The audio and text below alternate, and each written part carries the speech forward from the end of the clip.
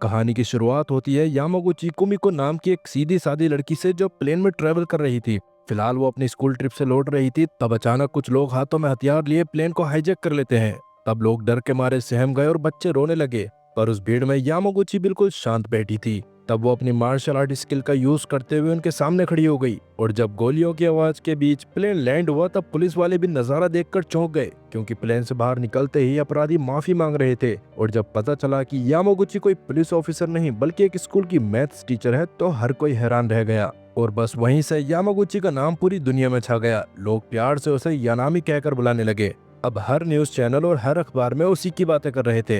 लोग उसकी तारीफ करते नहीं थक रहे थे। लेकिन जब यानामी अपने घर लौटी तब उसके सामने खड़े थे ईडो फैमिली के लोग, जो कि एक खतरनाक याजुका क्लैन थे। वो सब उसे सलाम करते हुए कहते हैं कि तुम हमारी अगली लीडर बनोगी।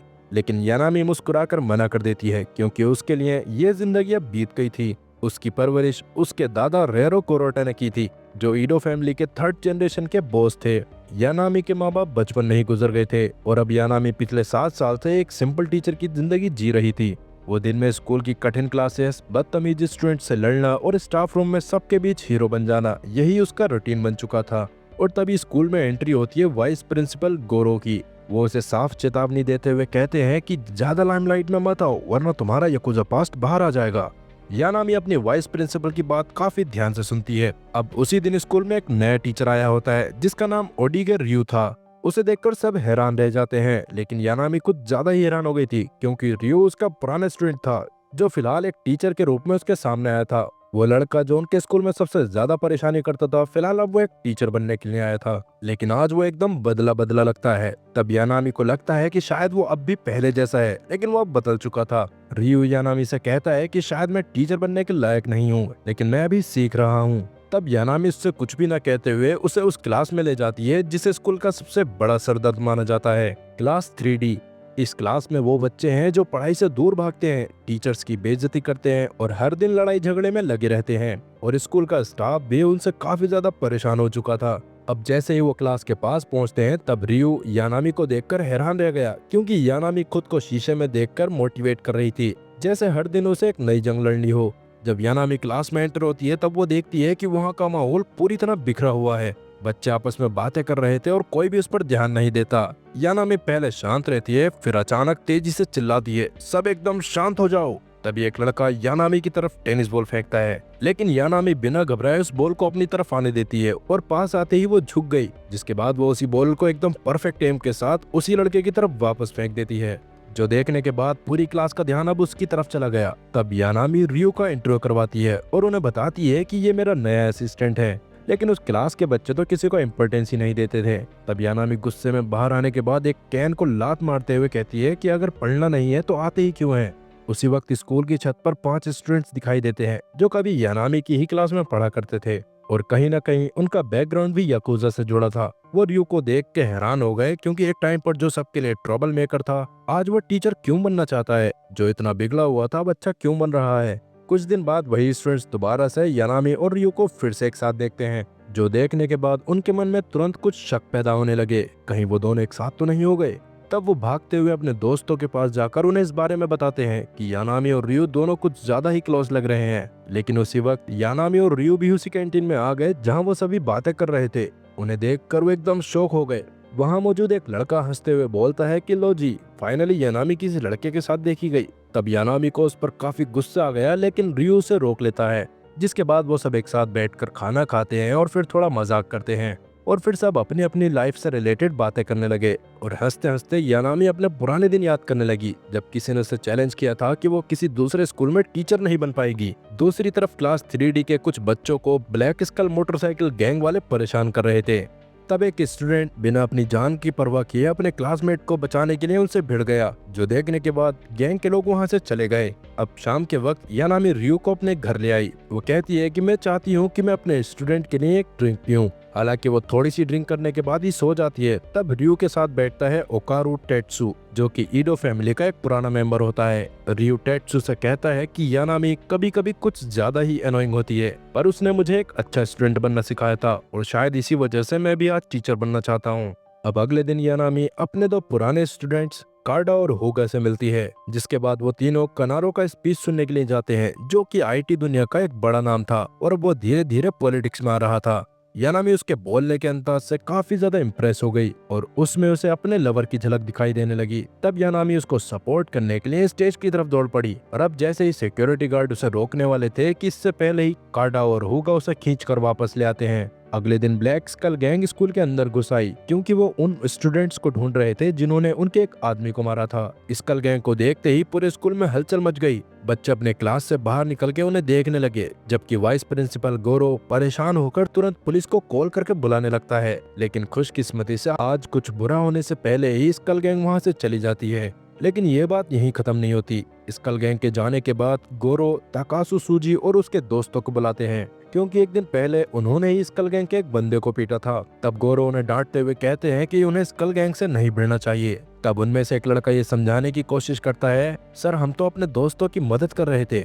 लेकिन गोरो उसकी बात नहीं सुनता। तब यानामी आगे बढ़ते हुए कहती है कि ये मेरे स्टूडेंट्स हैं और ये झूठ नहीं बोल रहे हैं। हालांकि गोरो अपनी जिद पर अड़े रहता है और गुस्से में उससे कह देता है कि शायद तुम्हें टीचिंग छोड़ देनी चाहिए। उस दौरान जब स्टूडेंट्स यानामी को उनकी साइड लेते हुए देखते हैं तब वो हैरान रह गए क्योंकि यानामी कभी भी अपने स्टूडेंट्स को अकेला छोड़ने वाली टीचर नहीं थी और वो अपनी जॉब की परवाह किए बिना उन स्टूडेंट्स की रक्षा करने के लिए हमेशा से तैयार रहती थी। उसकी ये वफादारी देखकर ताकासु सूजी और उसके दोस्तों के दिल में यानामी के लिए इज्जत और भी ज्यादा बढ़ जाती है। वापस क्लासरूम में आने के बाद सूजी टेंशन में आ गया था क्योंकि उसके दिमाग में गोरो की बातें चल रही थी। वो नहीं चाहता था कि उसकी वजह से यानामी या उसके दोस्तों को कोई प्रॉब्लम हो। तब वो डिसाइड करता है कि वो इस मैटर को खुद से ही सुलझा देगा, जिसके बाद वो बिना किसी को बताए ब्लैक स्कल गैंग के हाइड आउट की तरफ निकल गया। कुछ देर बाद जब यानामी को ये खबर मिलती है कि सूजी स्कल गैंग के पास गया है, तब वो पूरी क्लास को डांटते हुए कहती है कि तुम लोगों ने अपने दोस्त को अकेले जाने कैसे दिया, और फिर बिना किसी देर किए वो तुरंत उसे ढूंढने के लिए निकल गई। रयू बाकी स्टूडेंट्स को समझाता है कि किसी का साथ देना और उसकी प्रोटेक्शन करना सबसे बड़ी जिम्मेदारी होती है। इस बीच सूजी गैंग के अड्डे पर पहुंच गया था और वहां पहुंचने पर वो उनसे कहता है कि मेरे स्कूल को छोड़ो क्योंकि तुम्हारा इशू सिर्फ मुझसे है, तो मुझसे ही निपटना चाहिए। सूजी को अपने सामने अकेला देखकर गैंग के लोग हैरान रह जाते हैं और उसको अकेला देखकर पूरी गैंग उसको तोड़ना शुरू कर देती है। लेकिन तभी अचानक से एक जोरदार धमाका हुआ और उस धमाके के पीछे से यानामी बाहर आती है और उसने अपनी मार्शल आर्ट्स स्किल का यूज करते हुए गैंग के एक एक मेंबर को पीटना शुरू कर दिया। इतने में रयू भी वहां पहुंच गया और यानामी के साथ मिलकर बाकी गैंग मेंबर्स को पीटने लगा और वो दोनों मिलकर पूरे गैंग का बैंड बजा देते हैं। गैंग के लोग यानामी और रयू की कुटाई से काफी ज्यादा डरते हुए वहां से भाग गए।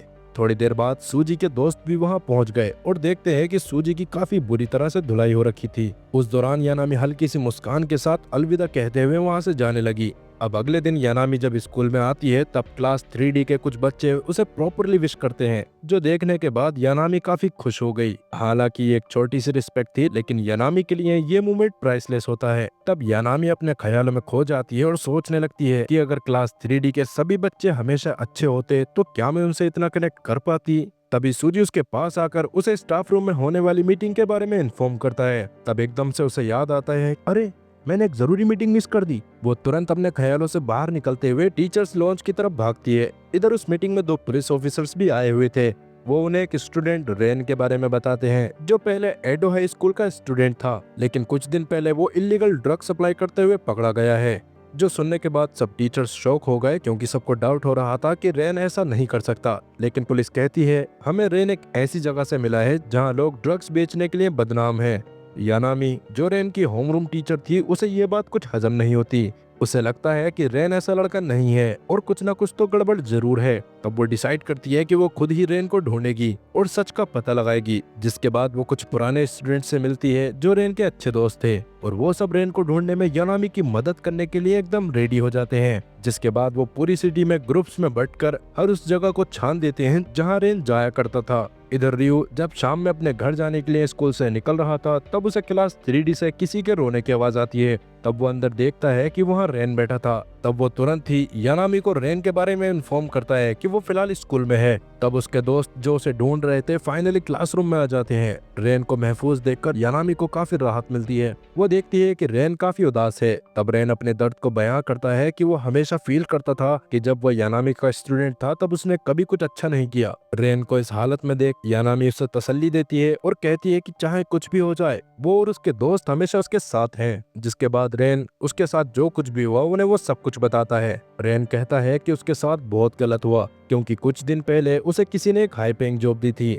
जिसमें सिर्फ उसे पैकेजेस को डिलीवर करना था। उसने ये जॉब अपनी छोटी बहन की मदद करने के लिए की थी, लेकिन जब उसने जॉब छोड़ देने की बात की तब उस आदमी ने उसे धमकी दी और मारपीट कर उसे काम करने पर मजबूर कर दिया। जो सुनने के बाद यानामी उसे और उसके दोस्तों को समझाती है कि वो क्राइम की दुनिया से दूर रहें और उन्हें जो हेल्प चाहिए वो उन्हें हमेशा मिलेगी। तब यानामी अपने स्टूडेंट्स को प्रोटेक्ट करने के लिए उन्हें अपने घर रहने के लिए बुला लेती है। हालांकि वो उन्हें अपने याकुजा से जुड़ने का कोई सीक्रेट नहीं बताती। घर आने के बाद जब यानामी रियो को अलविदा कह रही होती है तभी ईडो फैमिली के मेंबर्स यानामी के पास आकर उसे एक बुरी न्यूज देते हैं। कनारो जो एक पॉलिटिशियन है और यानामी को बहुत पसंद था, वो असल में रेन को ड्रग के बिजनेस में फंसा रहा था। जो जानने के बाद यानामी को काफी ज्यादा गुस्सा आ गया और तब वो डिसाइड करती है कि वो कनारो का जीना हराम कर देगी। रेन भी ये सारी बातें सुन लेता है और कहता है कि वो भी हमेशा उसके साथ रहेगा। जिसके बाद वो दोनों डिसाइड करते हैं कि अगले दिन कनारो के कैंपेन में जाकर वो उसका सामना करेंगे। अब अगले दिन यानामी को पता चलता है कि रेन ने कनारो का सामना करने के लिए प्लान बना लिया था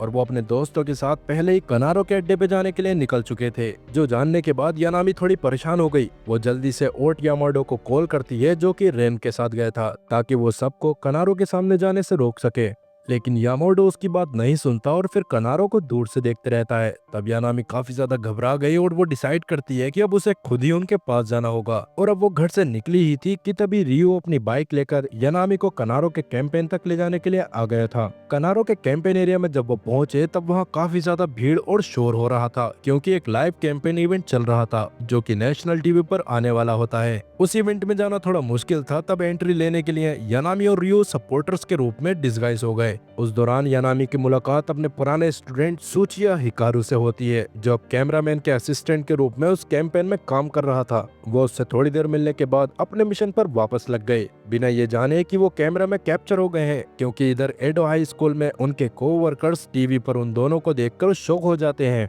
आखिरकार यानामी और रियो कनारो के इलीगल ड्रग वेयर हाउस तक पहुंच गए थे जहां वो यामाडो और उसके बाकी दोस्तों को बॉक्स चेक करते हुए देखते हैं और ड्रग्स देखकर रेन को काफी ज्यादा गुस्सा आ गया। तब वो एक स्टैचू को तोड़ देता है जिसमें कनारो के वर्कर्स ने ड्रग्स छिपा रखे थे, लेकिन इतने में ही कनारो के आदमियों ने उन्हें देख लिया और फिर वो उन्हें अपनी गन पॉइंट पर ले लेते हैं। लेकिन उससे पहले कि वो कुछ कर पाते तभी यानामी और रियो पीछे से आकर उन पर हमला कर देते हैं और रेन और बाकी दोस्तों को बचा लेते हैं। इधर कनारो का कैंपेन टीवी पर लाइव देखकर यानामी का गुस्सा और ज्यादा बढ़ गया। तब वो डिसाइड करती है कि वो कनारो को उसकी गलतियां समझाएगी और उसे बचने का कोई चांस नहीं देगी। वो रियो से कहती है कि वो रेन और उसके बाकी दोस्तों का ध्यान रखे, जबकि वो खुद कनारो का सामना करने के लिए उस स्टेज पर पहुंच जाती है जहां से वो सभी लोगों को संबोधित कर रहा था। उसे देखकर कनारो और उसके ऑडियंस दोनों शॉक हो गए। यानामी के स्टेज पे जाते ही सब लोगों में गुनगुनाहट और कंफ्यूजन पैदा हो गई और कुछ लोग अपने फोन निकालकर उस अनएक्सपेक्टेड सीन को रिकॉर्ड करने लग गए। तब बिना किसी हेजिटेशन के यानामी कनारो को एक्सपोज करते हुए उसे इलीगल ड्रग रिंग का मास्टरमाइंड बताती है, जिससे भीड़ में हड़कंप मच गया और उस बड़े से स्क्रीन पर कनारो के ड्रग स्टैश का लोकेशन दिखा दिया जाता है, जो देखकर कनारो गुस्से में अपने हैंचमैन को यानामी को पकड़ने का ऑर्डर दे देता है। स्टेज पर सब कुछ बिगड़ता देख वहाँ मौजूद सभी लोग डर के मारे भागने लगते हैं, लेकिन हैंचमैन को अपनी तरफ आता देख यानामी उनके सामने बिल्कुल भी कमजोर नहीं पड़ती और उनको एक एक करके पीटने लगती है। तभी एक हैंचमैन उस पर पीछे से हमला करने वाला था कि इतने में रियो उसकी मदद के लिए वहां पहुंच गया और कनारो के लोगों से यानामी को बचा लेता है। कुछ ही देर में यानामी के पुराने स्टूडेंट्स उसकी मदद के लिए वहां पहुंच जाते हैं, लेकिन यानामी उन्हें वहीं रोक देती है क्योंकि वो नहीं चाहती थी कि उसकी वजह से कोई भी हर्ट हो। जिसके बाद वो वापस से अपनी ताकत का इस्तेमाल करते हुए कनारो के हैंचमैन को एक एक करके तोड़ने लगती है और अब सिर्फ उसके सामने कनारो बचता है, जो गुस्से में आकर अपनी गन निकालकर उसके सामने खड़ा हो गया।